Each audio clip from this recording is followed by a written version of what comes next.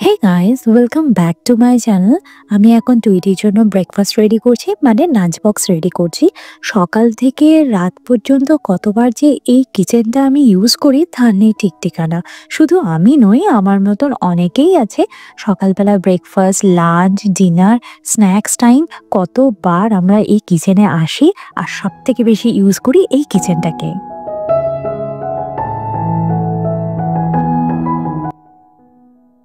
সেই জন্য কিচেন পরিষ্কার রাখা হচ্ছে সবথেকে বেশি ইম্পর্টেন্ট। কিচেন পরিষ্কার রাখার ভীষণ দরকার, কারণ কিচেনই হচ্ছে বাড়ির মন্দির। ওই যে একটা কথা আছে না, বাড়ির হার্ট হচ্ছে কিচেন। এই যে আমার বার্থডে লেফট ওভার কেকটা রয়ে গেছিল, তো টুইটি তো এইসব কেক খেতে খুব ভালোবাসে।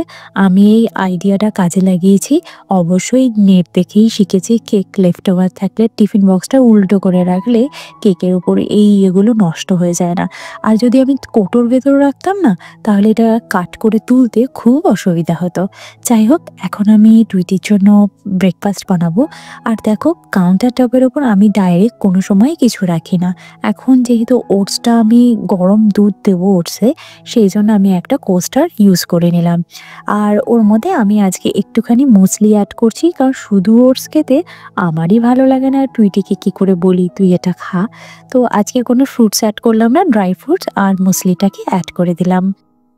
জামা কাপড় যাতে নোংরা না হয়ে যায় সেই জন্য আমরা অ্যাপ্রন পরি, তবে কাউন্টার টপের ওপর যাতে কোনো স্ক্র্যাচ না পড়ে, কোনো স্টেন না পড়ে, সেই জন্য আমি সবসময় কোনো কাজ করার আগে একটা টাওয়েল পেতে নিই। এর ওপরে রেখে আমি সমস্ত কাজকর্ম করি। যেমন এখন আমি মাছে হলুদ লাগাবো, আর এই হলুদ কিন্তু কোয়ার্টসের জন্য একদমই ভালো নয়। সেই জন্য কোয়ার্টসের ওপর যাতে কোনোভাবে হলুদ না পড়ে। তবে হ্যাঁ, পড়ে গেলে কি উঠবে না? উঠবে তো অবশ্যই, তার জন্য অনেক পরিশ্রম করতে হবে। তো সেটা আমি করতে একেবারেই রাজি নই। আর বাঙালি বাড়িতে মাছ রান্না হবে না তা কি কখনো হয়? আর বাড়িতে মাছ রান্না হলে যে হারে তেল ছিটকায় আর যেভাবে চারিপাশে নোংরা হয়ে যায়, সেগুলোকেও তো আমাদেরকেই ঠিক করতে হবে, তাই না? তো এই যে স্প্যাচুলাটা তেল দিয়ে না লেগে রয়েছে, হলুদ লেগে রয়েছে, এখানে ওখানে না রেখে আমি সবসময় একটা স্প্যাচুলা হোল্ডার ইউজ করি। এর জায়গায় কোনো প্লেট ইউজ করলেও চলে। এটা স্টেনলেস স্টিলের স্প্যাচুলা হোল্ডার, যত খুশি ইউজ করো, কোনো অসুবিধা নেই। আর সবসময় কড়াইয়ের উপরে আমি এরকম একটা জালি ব্যবহার করি, যাতে তেলগুলো ছিটকে এখানে ওখানে না ছিটকে যায় এবং নোংরাটাও কম হয়। টাওয়েল রেখে নিয়েছি, এর উপরে আমি চপিংও করে নিই। চপিং বোর্ডটা আমি সবসময় এরকম একটা টাওয়েলের ওপর রেখে করাটাই প্রেফার করি। আর যখনই আমি কিছু চপিং করি, এই ধরো যেগুলো আমার দরকার নেই, সেই জন্য আমি একটা সাইডে এরকম কন্টেনার নিয়ে নিই, বা কোনো সময় একটা স্টিলের বোল নিয়ে নিই, যেটার মধ্যে করে আমি যেগুলো লাগবে না, সবজির খোসা বলো বা এই পটেটো পিল করব এর খোসাটা, এছাড়া ধরো অনিয়নের খোসাটা, এগুলো সব আমি এই বাস্কেটের মধ্যেই জড়ো করি। বারবার ট্র্যাশ বিন খুলে খুলে রাখাটা কিন্তু ভীষণ ডিফিকাল্ট। সেই জন্য আমি একটা বাস্কেটের মধ্যে, মানে এরকম একটা পাত্রের মধ্যে জড়ো করি, দিয়ে একেবারে ট্র্যাশ করে দিই। তো আর এখানে দেখো, মাছ ভাজা হয়ে গেছে। মাছ যখন কড়াই থেকে তোলা হয় তখন তো বেশ গরম থাকে, তাই না? তো কড়াই থেকে তুলে যখন কন্টেনারের মধ্যে আমি নিয়ে নিয়েছি, কন্টেনারটাও কিন্তু বেশ গরম। ডাইরেক্ট কিন্তু কন্টেনারটা আমি কাউন্টার টপের ওপর রাখি না, সবসময় একটা কোস্টার বা টাওয়েলের ওপরই আমি রাখার চেষ্টা করি। তাহলে হিট না পেলে কোয়ার্টসটাও কিন্তু খুব ভালো থাকে। অ্যাকচুয়ালি ডাইরেক্ট হিট যদি কোয়ার্টসের ওপর পড়ে না, কোয়ার্টসের গ্লেজটা নষ্ট হয়ে যায়। ফুল যেমন সুন্দর থাকে, নিজেকেও তো সুন্দর রাখতে হবে। তো সবকিছুই পরিচর্যা করলেই তবে সুন্দর থাকে। আমার ফ্রুটস খেতে খুব ভালো লাগে, সেই জন্য আমি প্রত্যেক দিন একটা করে ফ্রুটস খাওয়ার চেষ্টা করি, কোনো দিন দুটোও খেয়ে নিই। তো এখন আমার ফ্রুটস খাওয়ার টাইম, তো চলো একটু ফ্রুটস খাওয়া যাক। তো এখন তো হচ্ছে রান্নাবান্না, আর রান্নাবান্না করতে করতেই আমি না ডিশওয়াশারটাকে খালি করে নিই। তাহলে অনেকটা কাজ এগিয়ে যায়। কারণ হচ্ছে আমি প্রত্যেক দিন আমি আমার কিচেনটাকে নিট অ্যান্ড ক্লিন করে রাখতেই পছন্দ করি। কারণ আমার হোয়াইট কিচেন, আর সবথেকে বড় কথা, এটা আমার ড্রিম কিচেন। এটা আমি না অনেক প্ল্যান করে বানিয়েছি। আশা করি তোমাদের সাথে আমি আগেও শেয়ার করেছি। তো সবকিছু গুছিয়ে নেওয়ার পরে এখন পালা হচ্ছে রান্নাবান্নার পরে কাউন্টার টপের ওপর যা যা জিনিস আছে সেগুলোকে ক্লিন করে নেওয়া। মানে যেটা যেখানকার সেটা সেখানে রেখে দেওয়া। চপিং বোর্ডটাকে ভালো করে ধুয়ে মুছে যথারীতি জায়গায় রেখে দিলাম। আর দেখো, রোজ যদি একটু একটু করে ক্লিন করা যায় তাহলে কিন্তু একদমই বেশি নোংরা হয় না। টপ টু বটম আমি ক্লিন করব। প্রথমেই আসি চিমনিতে। চিমনিটা আমি এভরিডে আমি হোমমেড যে সলিউশন আছে ভিনিগার, একটুখানি ডিশ সোপ আর জল, সম পরিমাণে জল আর ভিনিগারটা দিয়ে একটা স্প্রে বটলে রেখে দিয়েছি। এটায় আমি কাউন্টার টপেও স্প্রে করি এবং ক্যাবিনেটেও। চিমনির পাশে যেহেতু এই দুটো ক্যাবিনেট আছে, সেই জন্য এই ক্যাবিনেটটা আমি এভরিডে ক্লিন করে নিই।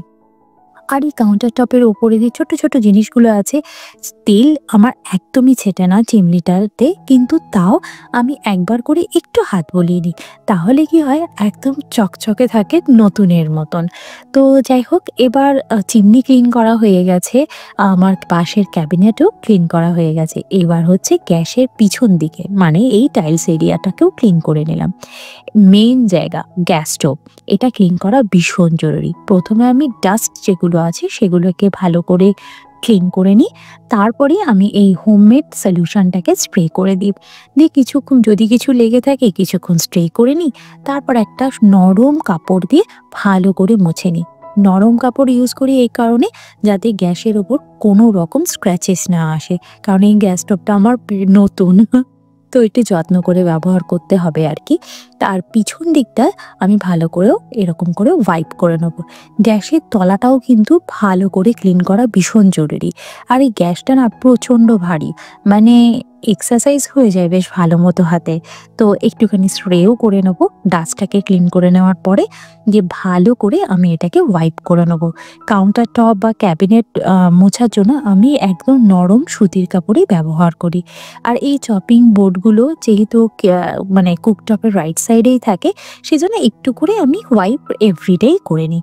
এগুলো না এভরিডে করতে খুব বেশি সময় লাগে না, এই 10-12 মিনিটের মতন। তো তাতে কি হয়, আমার ডিপ ক্লিনিং করার অত প্রয়োজন হয় না। তাও আমি মোটামুটি মাসে একবার করে ডিপ ক্লিনিং করি। আর উইকে একদিন করে আমি টপ টু বটম ক্লিন করি। আর এভরিডে আমি এই জিনিসগুলোকে এইভাবে মুছে টুছে সুন্দর করে সাজিয়ে রাখি। তো যাই হোক, এবার হচ্ছে মেন পার্ট, সিঙ্ক এরিয়া। সিঙ্ক এরিয়াটা সব থেকে বেশি ইউজ হয়। তো আমি ওই স্প্রেটাই আমি কলে এবং চারিপাশে ভালো করে স্প্রে করে রেখে দেবো। এবং এই যে একটা পিঙ্ক স্টাফ, এই জিনিসটা এত ভালো, স্টেনলেস স্টিল জিনিস ক্লিন করবার জন্য। কাঁচের জিনিসও ক্লিন করা যায়, তবে স্টেনলেস স্টিল জিনিস ক্লিন করলে ভীষণ ভালো একটা শাইন আসে আর কি। আমি একটা ওল্ড ব্রাশ নিয়ে নিয়েছি আর কি। বাঙালি বাড়িতে ব্রাশ ফেলা যায় না, তাই না? এটা দিয়ে খুব ভালো সিঙ্কের কর্নারগুলো কিন্তু ক্লিন করা যায়। তো আমি ওটাকে ভালো করে রাব করে রেখে দিলাম। আর একটা শুকনো কাপড় দিয়ে কলগুলোকে ভালো করে মুছে নিচ্ছি। স্প্রেটা করা ছিল তো, দেখো একদম চকচক করছে। অ্যাকচুয়ালি আমাদের এখানে হার্ড ওয়াটারের একটা হোয়াইট স্টেন পড়ে যায়, কিন্তু রেগুলার মুছলে কিন্তু এই স্টেনটা একেবারেই চোখে পড়ে না। দেখো, দেখতে দেখতে 2-2.5 মাস হয়ে গেল আমি এই বাড়িতে শিফট করেছি, এবং কিচেনটা যে কতবার ইউজ করেছি তার নেই ঠিক ঠিকানা। আমি কিচেনে একটা স্প্রে কেনার খুব ইচ্ছা, যেটা কলের মুখে লাগিয়ে দিলে খুব সুন্দরভাবে সিঙ্কে ওয়াশ করা যায়। আর নিচের ক্যাবিনেটগুলো সেরকম স্প্রে আমি এভরিডে করি না, তবে একটা শুকনো কাপড় দিয়ে, যেহেতু রেগুলার এগুলোতে হাত পড়ছে, সেই জন্য একটু ভালো করে মুছে দিই। তবে সিঙ্ক এরিয়া এবং ডিশওয়াশারে একটু জলের ছিটে লেগেই যায়, সেই জন্য আমি এটার ওপরও হালকা করে স্প্রে করে একটু মুছে নিই, তাহলে জিনিসটা একদম নতুনের মতন থাকে। দিয়ে একটা ফ্রেশ টাওয়েল আমি সিঙ্কের পাশে সব সময় রেখে দিই, যাতে ভিজে হাত মুছতে সুবিধা হয়।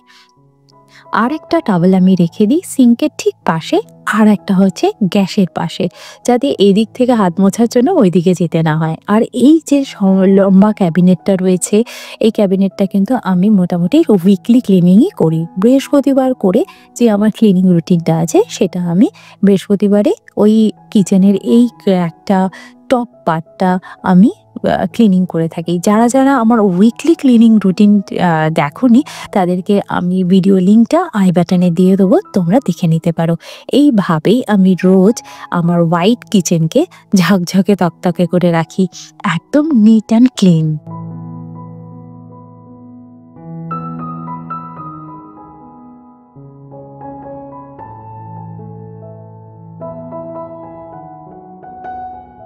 আমি আমার হোয়াইট কিচেনকে ঠিক এইভাবেই রেগুলার বেসিসে ক্লিন করি, যাতে এটা একদম নতুনের মতন থাকে। ভিডিওটা যদি তোমাদের কাছে হেল্পফুল ভিডিও বলে মনে হয় তাহলে অবশ্যই কমেন্ট আর লাইক করতে ভুলো না, আর সাবস্ক্রাইব করতে একদম ভুলো না। আজকের ভিডিওটা এই অবধি থাক, দেখা করছি নেক্সট ব্লগে। ততক্ষণের জন্য তোমরা খুব ভালো থেকো, সুস্থ থেকো আর লাইফটাকে এনজয় করো। Bye bye, see you in next video, by.